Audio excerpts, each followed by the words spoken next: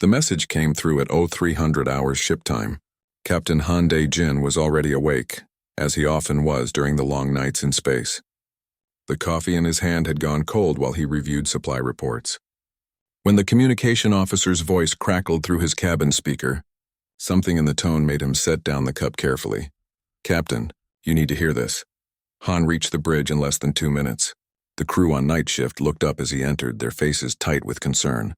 On the main screen, an alien face filled the display. The creature looked like an insect, with large eyes that gleamed with moisture. Its mandibles trembled as it spoke. "Please," the alien said in broken galactic standard. "Anyone who can hear this. We are the Velen people. We are dying. The Kraith have come to our world. They take our children. They burn our cities. The Galactic Council does nothing. Please, if anyone can help us, please come." The message ended. The bridge fell silent. Han stood very still. "How long ago was this sent?" 3 days, sir," the communications officer replied. "It was broadcast on every frequency. Wide beam, maximum power. Has anyone responded?" "No, sir." The Galactic Council acknowledged receipt but took no action. "They're still debating." Han felt something cold settle in his chest. He'd been in space for 15 years, ever since Earth had made first contact with the galactic community. He had learned quickly that most alien species were nothing like humans. They were peaceful, cautious, and terrified of conflict. Their worlds were gentle places with light gravity and calm weather. They had forgotten how to fight because they had never needed to remember. Earth was different. Earth was a world that tried to kill you every day. Earthquakes, hurricanes, volcanoes, and gravity that crushed bones if you were not strong enough. Humans had evolved to survive all of it. That made them dangerous by galactic standards. It also made them capable of things other species could not imagine. "Get me everything we have on the Velen system," Han said quietly, "and wake the senior staff. I want them in the briefing room in 20 minutes. The briefing room was small and functional, like everything else on the UES Indomitable. Lieutenant Yuna Kim arrived first, her hair still wet from a quick shower. She took one look at Han's face and sat down without speaking. Sergeant Tae Woo-sung came next, moving with the easy confidence of a man who had seen combat. Dr. Hana Choi and Engineer Bin Park followed moments later. Han played the message for them. He watched their faces as they listened. Yuna's jaw tightened. Tae's hands curled into fists. Hana looked away, blinking hard. Bin just stared at the screen with an expression Han could not read. When it ended, no one spoke for a long moment. "The Galactic Council won't help them," Han said. "They're afraid of the Kraith Dominion. The Kraith are raiders, slavers. They're also one of the few species that comes from a high-gravity world. Not as high as Earth, but higher than most. That makes them dangerous by galactic standards." "How far away is the Velen system?" Yuna asked. Her voice was calm, but her eyes were not. 4 days at maximum FTL, Bin replied. He had already pulled up the star charts on his datapad. "We'd have to go through 2 neutral zones and skirt the edge of Kraith space." "They'll see us coming," Tae said. "Yes," Han agreed. "They will." Silence again. Han looked at each of them in turn. These people were his crew, but more than that, they were his family. The Indomitable was not a warship. It was an explorer, a science vessel. They had signed up to map stars and make contact with new species, not to fight wars. "I can't order you to do this," Han said quietly. "What I'm thinking about doing could get us all killed. It will definitely get us in trouble with Earth Command. But I can't stop thinking about those people. Someone asked for help and everyone is too afraid to answer." "I'm in," Tae said immediately. "I didn't join the service to sit around while innocent people die." "The medical supplies alone could save thousands," Hana added, her voice soft but firm. "Even if we can't stop the Kraith, we could at least help the wounded." Yuna was already working on her datapad, calculating vectors and combat scenarios. "If we're doing this, we need to be smart about it. The Kraith won't expect us. We can use that," Bin nodded slowly. "I can make some modifications to the engines. Push them past safety limits. We're going to need every advantage we can get." Han felt something loosen in his chest. He had known they would say yes. He had known because he knew them, knew what kind of people chose to leave Earth and venture into the unknown. They were the kind who ran toward danger when others ran away. "All right then," he said. "We leave in 6 hours. Get your departments ready. This is going to be rough." The next 6 hours passed in a blur of activity. The crew worked with focused efficiency, preparing the ship for combat it was never designed for. Tay drilled his small marine contingent, running them through close-quarters combat scenarios. Yuna reprogrammed the targeting computers and plotted jump coordinates. Hana organized the medical bay and prepared for mass casualties. Bin worked miracles in the engine room, coaxing more power from systems that were already running at their limits. Han sent a message to Earth Command, marked for delayed transmission. By the time they received it, the Indomitable would already be at the Velen system. He explained his decision and took full responsibility. If this went wrong, he did not want his crew to suffer for his choice. As the ship prepared to jump to FTL, Han stood on the bridge and looked at the stars. Somewhere out there, people were dying while others did nothing. The Galactic Council called humanity dangerous, called Earth a death world that produced monsters. Maybe they were right. Maybe humans were monsters by their gentle standards.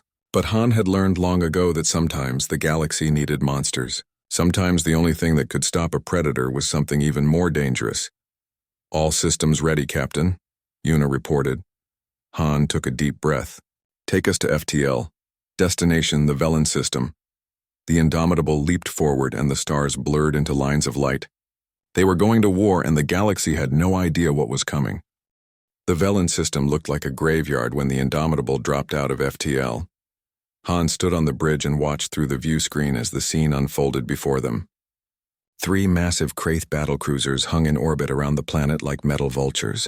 Smaller ships darted between them, carrying cargo that Han knew must be prisoners. In the distance, an orbital station burned, venting atmosphere in frozen streams that glittered in the system's pale sun. "Scanning for survivors," Yuna said quietly from her station. Her fingers moved across the console with practiced speed. "I'm reading life signs on the planet's moon. Looks like a refugee camp. Maybe 10,000 Velens." "The Kraith?" Han asked. 3 battlecruisers, as we saw. 23 frigates. They have a fortified base on the planet's largest continent. Yuna paused, and when she spoke again, her voice was tight. "Captain, the prison ships. They're loaded. They must have taken at least 200,000 people already." Han felt his hands curl into fists. He forced them to relax. Anger would not help now. He needed to think clearly. "Take us to the moon," he ordered. "Keep us in the planet's sensor shadow. I want to talk to the survivors before the Kraith know we're here." The Indomitable moved silently through space, sliding past debris fields and abandoned satellites. The moon was small and airless, but sensors showed a pressurized dome on the surface. As they approached, Han could see how crude it was. The Velens had built it quickly, using whatever materials they could salvage. "Hailing the dome," the communications officer said. "They're responding, but Captain, they sound scared." "Put them through." The screen flickered and an alien face appeared. The Velen was elderly, its carapace dulled with age. When it saw Han, its eyes went wide with something that looked like fear. "Human," the Velen whispered. "You are human. From the death world?" Han kept his expression neutral and calm. He had learned early that his size frightened most aliens. At 6 feet tall, he was larger than most species in the galaxy. His bone density alone was enough to crush a Velen if he was not careful. "My name is Captain Hyundai Jin of the United Earthship Indomitable. We received your distress call. We're here to help." The Velen stared at him for a long moment. "The council said no one would come. They said it was too dangerous. They said humans were too violent to trust." "Well," Han said gently, "we're here anyway." The old Velen's mandibles trembled. "I am Elder Thesic. We are grateful. But there are so few of you. The Kraith have armies. They have ships that can destroy planets. What can one human vessel do?" Han smiled, and it was not a nice smile. "You'd be surprised." An hour later, Han stood in the refugee dome with his senior staff. The ceiling was low, forcing them to stoop. The gravity was less than half of Earth normal, making them feel light and unstable. Around them, Velen survivors watched with wide, frightened eyes. They pressed against the walls, as far from the humans as they could get. Dr. Hanachoy moved slowly through the crowd, her medical scanner in hand. She kept her voice soft and her movements careful. When she approached a Velen child clutching a wounded arm, she knelt down to be at eye level. "Can I help?" she asked in simple galactic standard. The child looked at its parent, who nodded nervously. Hana examined the arm with gentle hands. The wound was infected badly. With the right treatment, it would heal. Without it, the child might lose the limb. This will sting for just a moment, Hana warned. She applied an antibiotic gel. Working quickly and efficiently, the child whimpered but held still. When Hana was done, she offered a small smile. "You're very brave." The child stared at her with enormous eyes. "You're very big," it said in a tiny voice. "Are you going to hurt us?" Hana felt something crack in her chest. "No, little one. We're going to help you." Across the dome, Sergeant Tay was speaking with Elder Thesic, getting information about the Kraith positions. The old Velen gestured at a crude map projected from a salvaged data unit. "They took everyone who could work," Thesic explained. His voice shook with anger and grief. "The young, the strong. They left only those of us too old or too weak to be useful. They said they would come back for us later." "How many Kraith soldiers on the planet?" Tay asked. "Thousands. Maybe more. They wear powered armor that makes them strong. They carry weapons that can burn through steel." Tay nodded, processing the information. To the Velens, those numbers must seem impossible. To a human marine who had trained in Earth's crushing gravity, who had evolved on a planet where nature itself was the enemy, the odds were just another challenge. "What about their base?" he asked. "Defenses?" "Energy shields. Automated turrets. It is a fortress." "Good to know." Thesic looked at him in confusion. "Good? How is that good?" Tay smiled grimly. "Because now we know what we're up against." While his team gathered intelligence, Han stood at the dome's viewport, staring out at the planet below. Yuna joined him, her datapad clutched in her hands. "I've analyzed their formation," she said without preamble. "The Kraith are overconfident. They're not expecting any resistance. Their ships are powerful, but they're slow. Built for intimidation, not maneuverability. What's your assessment?" Yuna was quiet for a moment. "Honestly, Captain, by galactic standards, this is impossible. 1 ship against 3 battle cruisers and 24 support vessels? No species in the galaxy would even try. But we're not like other species," Han said. "No," Yuna agreed. "We're not. Their crews can barely function in 1 gravity. Their ships can't make the acceleration we can without killing everyone on board. They've never fought an enemy from a high-gravity world, let alone a death world like Earth." She paused. "I think we can do this, but it's going to be close." Behind them, Engineer Bin was working on a portable generator that powered the dome. A group of young Velens watched him with fascination as he made adjustments. One of them, braver than the others, crept closer. "Why do you help us?" the young Velen asked. "The galaxy says humans are dangerous. That you come from a world of monsters?" Bin glanced up from his work. He thought about his home, about Earth. He thought about the earthquakes that could level cities, the storms that could tear buildings apart, the very gravity that could kill you if you fell wrong. Yes, Earth was dangerous. It had made humans into survivors, into fighters, but it had also made them into something else. "Someone asked for help," Bin said simply. "So we came. That's what people do." The Velen stared at him with an expression that might have been wonder. That evening, as the human crew prepared to return to their ship, a small figure approached Dr. Hana. It was the child she had treated earlier. The young Velen held something in its small hands, a crystal that glowed faintly in the dome's light. "This was my mother's," the child said, "before the Kraith took her. I want you to have it. For helping me." Hana knelt down again, feeling tears sting her eyes. "I can't take this. It's too precious. Please," the child insisted. "You're kind. Not scary like they said." "Will you find my mother?" Hana took the crystal carefully. "We'll try," she promised. "We'll try our very best." As they walked back to the Indomitable, Han contacted the ship. "Prepare all systems for combat," he ordered. "And send a message to the Kraith commander. I want to give them a chance to leave." "Sir?" The communications officer sounded surprised. "It's only fair," Han said. "They should know what's coming." The message was simple and direct. The Kraith commander's response came within minutes, broadcast on all frequencies. His laughter echoed across the system. "1 human ship?" the Kraith commander roared. "You dare threaten us?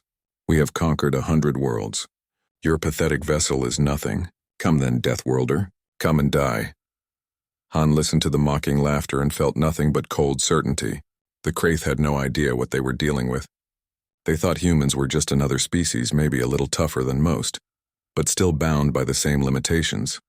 They were about to learn the truth. Earth did not make ordinary survivors. It made apex predators who had learned to channel their violence into something purposeful. The Kraith wanted a fight, they were going to get one. The Indomitable came at them like a hunting bird.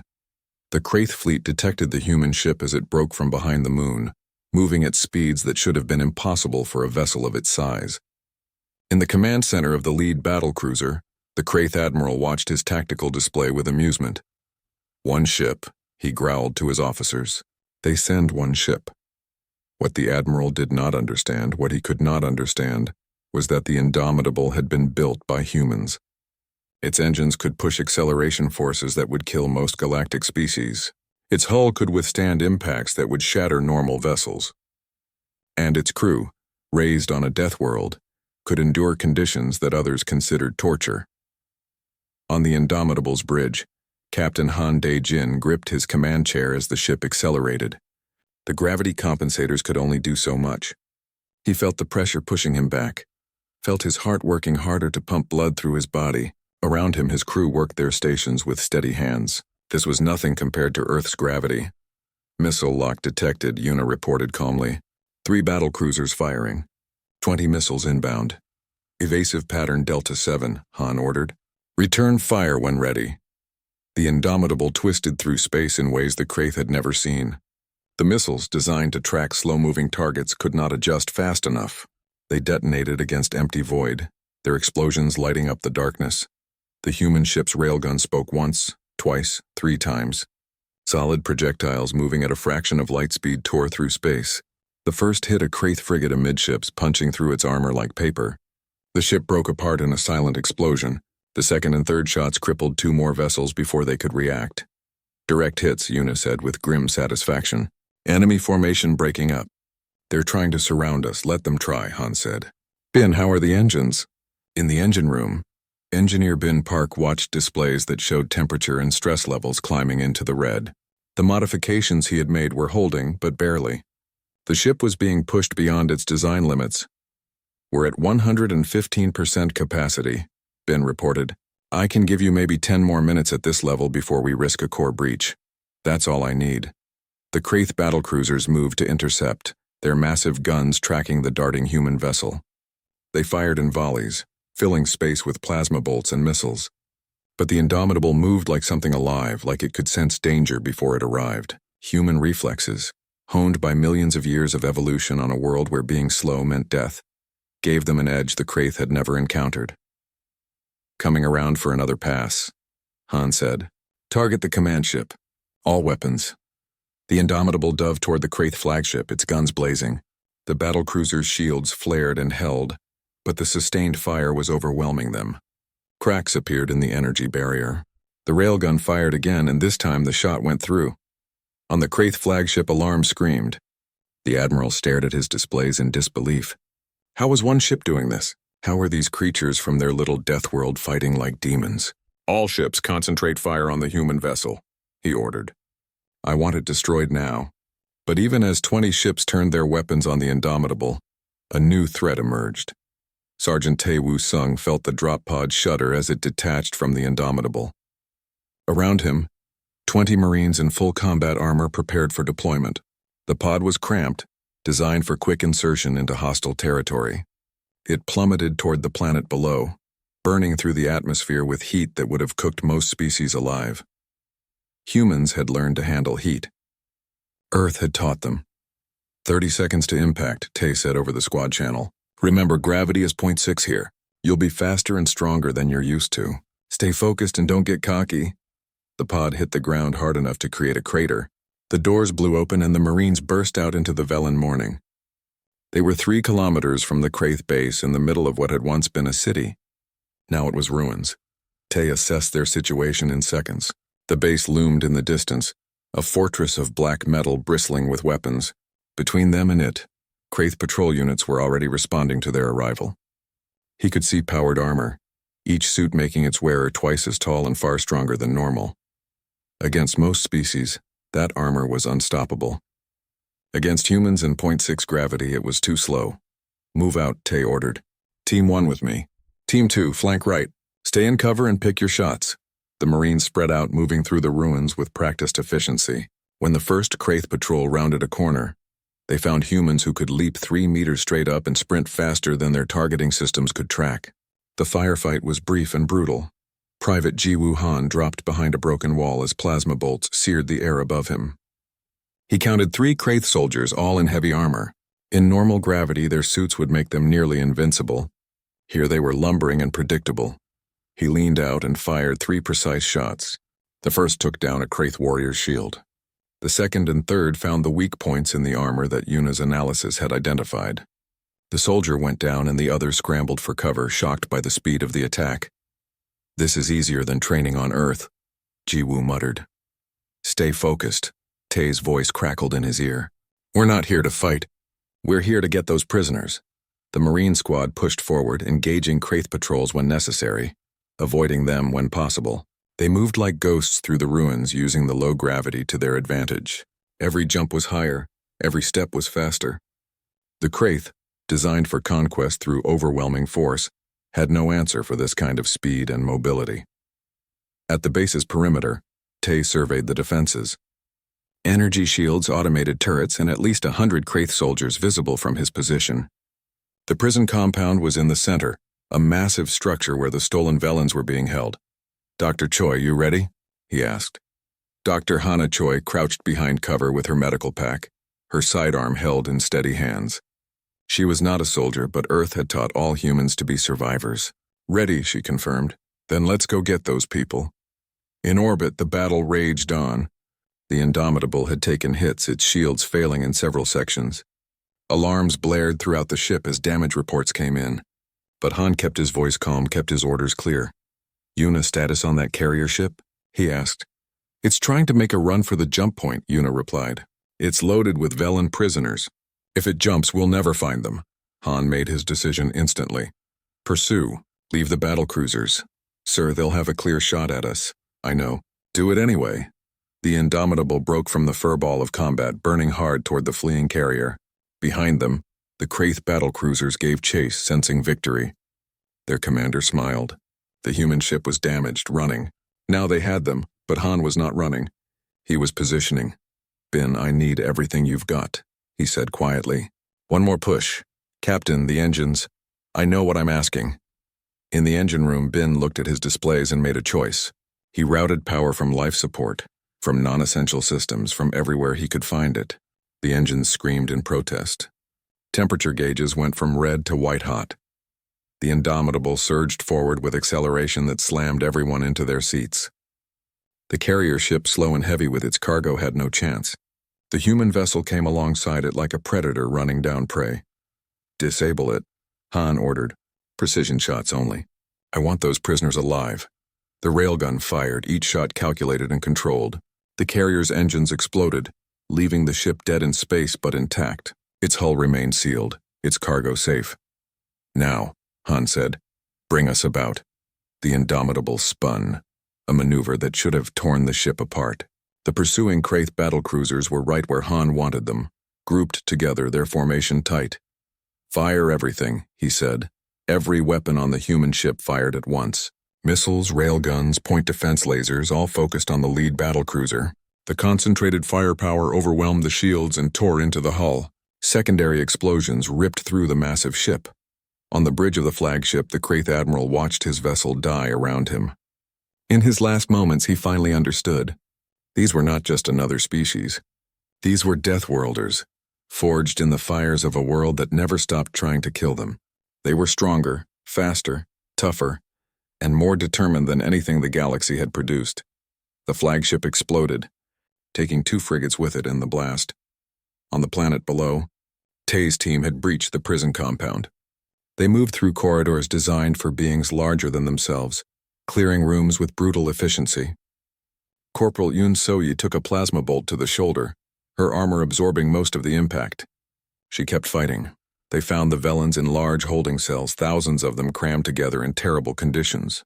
When the Marines opened the doors, the prisoners cowered, terrified of these giants in armor.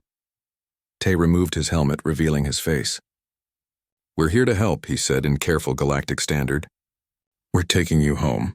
A young Velan, braver than the rest, stepped forward. "You're human," it said in wonder. "The kind giants from the stories." The news spread across the galaxy at faster than light speed. In the Galactic Council chambers, a massive space station orbiting a neutral star.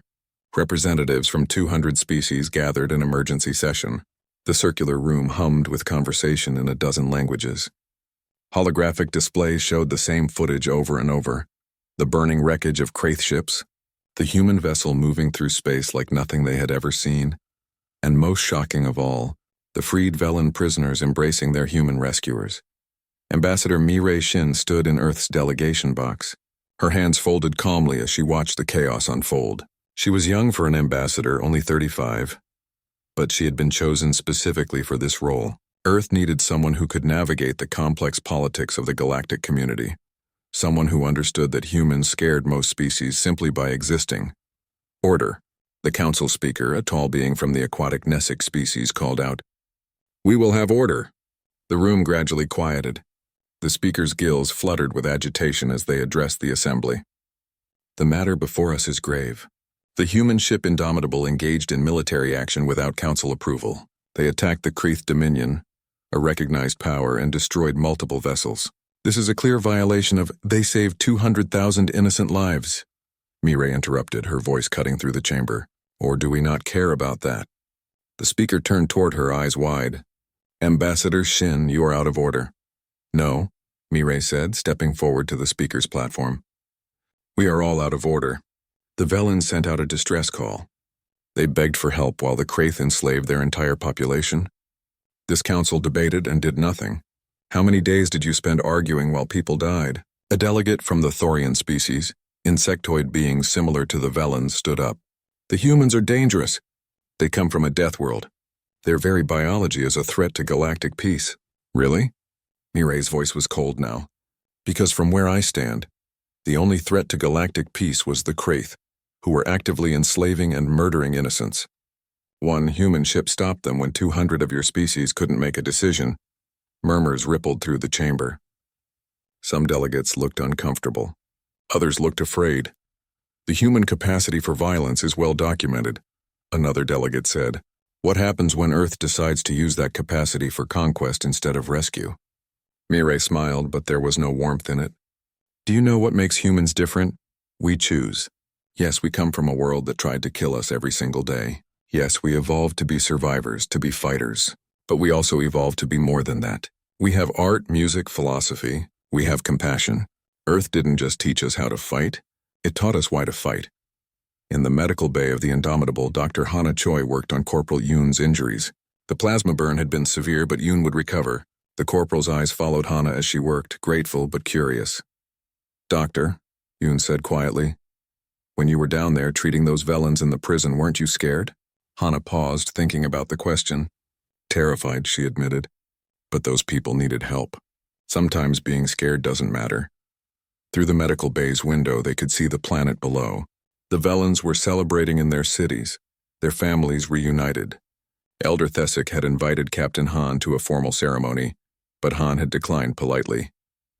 He never liked ceremonies. Instead, he stood in the ship's observation deck with Sergeant Tay. The sergeant's arm was in a sling, broken during the base assault, but he had refused to let Hana sedate him for the healing process. He wanted to see the planet they had saved. "Command is going to have our heads for this," Tay said with a slight smile. "Probably," Han agreed. "Worth it, though?" Yeah, it was. They watched in silence as a small shuttle approached the Indomitable. It carried Elder Thesic and a delegation of Velens who wanted to thank the crew personally. Han had agreed to this, though he felt uncomfortable with gratitude. They had done what anyone should do. When the Velens came aboard, they moved slowly through the corridors, their large eyes taking in everything. The ship's gravity was set to Earth standard, and they struggled with every step. It reminded the humans just how different they were. To these gentle people, simply walking on a human ship was like climbing a mountain. Elder Thesic met Han in the conference room. The old Velen bowed deeply, a gesture of profound respect in their culture. "Captain Han De-jin, you and your crew have done what we thought impossible. You have given us back our future." "You don't need to thank us," Han said quietly. "We did what was right." "But that is exactly why we must thank you," Thesic replied. "In a galaxy where doing right is rare, it must be acknowledged." The elder paused, mandibles clicking in what might have been concern. I have heard reports from the Council. They are frightened of you, of all humans. I know, they do not understand. They see only your strength, your capacity for violence. They do not see your hearts. Thesic pulled out a data chip. I have prepared testimony for the Council. I will tell them what I saw. I will tell them about Dr. Choi treating our wounded with hands so gentle we forgot she could crush us. I will tell them about Sergeant Tay removing his helmet to comfort our children. I will tell them about Engineer Bin sharing his rations with our refugees when he thought no one was watching. Han felt something tighten in his throat. Thank you, Elder. No, Captain. Thank you. On the Council station, the debate continued. More species had joined the discussion, including several who had their own grievances with the Kraith. The Thonar, a species known for their beautiful crystalline bodies and their music, sent a representative. The Kraith have enslaved our people for 2 generations, the Thonar delegate said, their voice like chimes. The Council has done nothing. If the humans had not acted, the Velans would have suffered the same fate. How many more species must beg for help before we realize our own cowardice? This is not about cowardice, the speaker insisted. This is about maintaining order, about... The chamber doors opened. Elder Thesic entered, moving slowly in the station's gravity. Behind him came a child, the same young Velan who had given Dr. Hana the crystal. They made their way to the speaker's platform. I am Elder Thesic of Velan Prime, the old one said. I speak for my people. 3 weeks ago, the Kraith came to our world. They killed our protectors, burned our cities, and took our children. We called for help. This council debated. The humans answered. The child stepped forward, holding up a small holographic projector. Images filled the chamber. Hana treating the wounded, Tay carrying a Velan child to safety through enemy fire, Marines sharing their water with thirsty prisoners, Jiwoo laughing with a group of rescued Velans while teaching them a simple Earth song. These are your monsters, Thesic said softly. These are your Deathworlders. They came to a world not their own and fought for people they had never met. They asked for nothing in return. 3 of them died saving us. Tell me, honored delegates, when was the last time any of you risked anything for strangers? The chamber fell silent. Days later, the Galactic Council voted. It was close, but the decision was made. Earth would not be sanctioned for their actions. More than that, humanity was formally invited to join the Council as full members. But something else happened. Something the Council had not anticipated. Other species, those who suffered under oppression and had lost hope, began sending messages to Earth. The Thonar, enslaved by the Krath for generations, asked if humans could help them too. The aquatic Nessic, whose oceans were being drained by pirates, sent a desperate plea. A dozen more followed. Admiral Hyun Tae Yang, commander of Earth Space Forces, stood in the United Earth government chambers and addressed the assembly. The question before us is simple, he said. Do we help them? The debate was fierce. Some argued that Earth should focus on its own interests, that getting involved in galactic conflicts would drain resources and cost lives. Others argued that with power came responsibility. In the end, the vote passed by a narrow margin. Earth would help, but they would do it properly. Captain Han Daejin was promoted to Commodore and given command of not 1 ship but 5.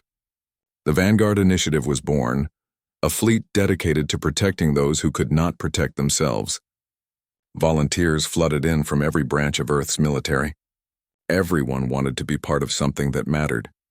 Sergeant Tay, his arm healed, was promoted to lieutenant and given command of the Marine contingent. Yuna received her own ship, the UES Defiant, a newer vessel built for speed and combat. Dr. Hana was appointed chief medical officer of the fleet, with doctor assistants to help manage casualties. Engineer Bin became fleet technical director, responsible for keeping all 5 ships running. On the day they departed Earth orbit, thousands gathered to watch. The ships rose into the sky, their hulls gleaming in the sunlight. They were going to war, but not for conquest. They were going to answer the calls that others ignored. Mireille, still serving as Earth's ambassador, watched from the council station. She had received a personal message from Captain Han before the fleet departed. It was simple. Thank you for giving us the chance to do this right. In the observation deck of his new flagship, Han stood with his senior staff. Before them, the Thonar homeworld was dying when the Vanguard Initiative arrived. Commodore Han Daejin watched through the view screen as the situation unfolded before him. The planet below was beautiful, its surface covered in crystalline structures that caught the light of its sun and reflected it in 1,000 colors. The Thonar built their cities to sing with the wind, creating music that could be heard from orbit. Now those cities burned. Reading 200 Kraith vessels, Lieutenant Yuna Kim reported from the Defiant. Her voice came through the comm channel, clear and calm, though Han could hear the tension beneath it. They've already begun orbital bombardment. 3 major cities are gone. Life signs? Han asked, scanning now, detecting approximately 50 million Thonar still alive on the surface. They're gathering in shelters deep underground, but the Kraith are digging them out systematically. Han felt his jaw tighten. 50 million, a number so large it was hard to comprehend, but each one was a person with a life, a family, dreams. The Kraith were exterminating them like insects. All ships, this is the Commodore, Han said, his voice carrying to all 5 vessels of the fleet. I won't lie to you. This is the worst odds we've faced. 200 ships against our 5. By any reasonable standard, this is suicide. He paused, looking around his bridge at the crew he had come to know so well over the past months. They looked back at him without fear. They knew what they had signed up for. But we didn't come all this way to turn back now. Those people down there are counting on us. They've been enslaved for 2 generations. And they sent us one message. Not a demand. Not an ultimatum. Just a simple request. Please help. So that's what we're going to do. Across the fleet, in 5 different ships, crews prepared for battle. Marines checked their equipment. Engineers pushed systems to their limits. Medical teams prepared for casualties. And every single person knew they might not survive the day. On the Defiant, Captain Yuna studied the tactical display with intense focus. 200 ships. The Kraith had brought their entire fleet for this assault, determined to crush the Thonar once and for all. They were arranged in a standard formation, overwhelming and powerful. But formations were patterns, and patterns could be exploited. Commodore, Yuna said over the command channel, I have a plan. It's crazy, but it might work. At this point, crazy is all we have, Han replied. Let's hear it. Yuna explained quickly and efficiently. The Kraith fleet was large but slow. They expected to win through sheer force. What they did not expect was speed, creativity, and the kind of reckless courage that only humans from a death world possessed. It could work, Han said when she finished. It also could get us all killed. That was already likely, Yuna pointed out. Han smiled grimly. Fair enough. All ships, prepare to execute Captain Kim's plan, and may whatever gods are listening watch over us. The 5 human ships dove toward the Kraith fleet like missiles, moving at speeds that made the alien sensors struggle to track them. The Kraith opened fire, filling space with plasma and missiles. The human vessels scattered, each one breaking in a different direction. The Kraith admiral, confident in his numerical superiority, ordered his fleet to split up and engage the smaller human force. It was exactly what Yuna had predicted. The massive formation broke apart, ships spreading out to chase their targets, and that's when the humans struck. The Defiant led Team 1 in a devastating run through the Kraith left flank. Yuna's targeting was surgical, precise. Every shot counted. Railgun rounds tore through shields and hulls. Missiles found weak points in armor. 3 Kraith destroyers exploded before they realized they were under coordinated attack. On the other side of the battle, Han's ship led Team 2 in a similar assault. The human vessels moved in perfect coordination, like a school of predators hunting prey. They exploited every advantage their Deathworld heritage gave them. Faster reflexes, higher acceleration tolerance, and the ability to make decisions in split seconds that would take other species minutes. But even with all their advantages, the odds were crushing. For every Kraith ship the humans destroyed, 3 more moved in to take its place. Shields at 40%, the tactical officer reported on Han's bridge. Armor breach on deck 7. Keep firing, Han ordered. We just need to buy the ground team time. On the planet below, Lieutenant Tae Woo Sung led the largest Marine deployment the Vanguard Initiative had ever attempted. 500 human soldiers, dropped in 20 locations across the planet. Their mission was simple but nearly impossible. Reach the Thonar shelters before the Kraith ground forces did. Tay's boots hit the ground in what had once been a beautiful city. Now, it was rubble and ash.